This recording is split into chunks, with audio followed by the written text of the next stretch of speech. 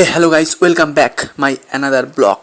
তো আজকে আমি যেতে চলেছি হাটে, কারণ সামনে জামাই ষষ্ঠী, আর জামাই ষষ্ঠীর জন্য কেনাকাটা করতে হবে। তো সে কারণেই দেখতে পাচ্ছ আমরা প্ল্যাটফর্মে রয়েছি। এখন বেলা ভোর 5টা বলতে পারো, বেলা নয়। তো বেসিক্যালি আমরা এখান থেকে রওনা দেব বিধাননগর স্টেশনের উদ্দেশ্যে, এবং বিধাননগর থেকে দেন হাটে যাব, আর হাটে গিয়ে কেনাকাটি করব।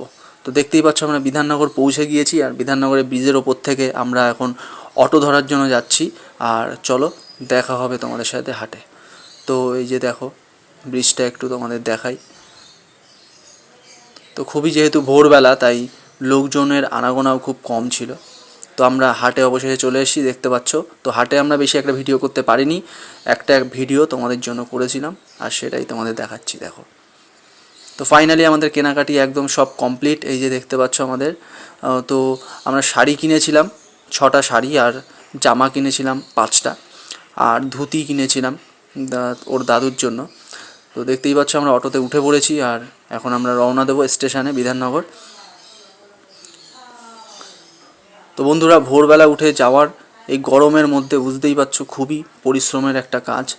তো আজকে গরমও একটু বেশি পড়েছিল, সে কারণে অত্যন্ত কষ্ট হয়েও গিয়েছিল। বন্ধুরা, আমরা এখন অপেক্ষা করছি ট্রেনের জন্য বিধাননগরে। দেখতেই পাচ্ছ, তো অনেকক্ষণই বসেছিলাম, প্রায় 1.5 ঘন্টা। ট্রেন আসে না, কারণ ট্রেনে গন্ডগোল ছিল। তো ফাইনালি এই যে দেখতে পাচ্ছ, এই সমস্ত শাড়ি আর জামাগুলো কিনেছিলাম। তো বন্ধুরা, আর কিছু জামা আর শাড়ি তোমাদের দেখাতে পারলাম না, কারণ এই ভিডিওটা আমার জামাই ষষ্ঠীর পরে করা। বেসিক্যালি আমার মনে ছিল না, সে কারণেই। আর এই যে শাড়িটা দেখতে পাচ্ছ, এটা ওর দিদার, আর এগুলোর মামাদের জামা, আর এইটা হচ্ছে কি ওর মামিদের জন্য।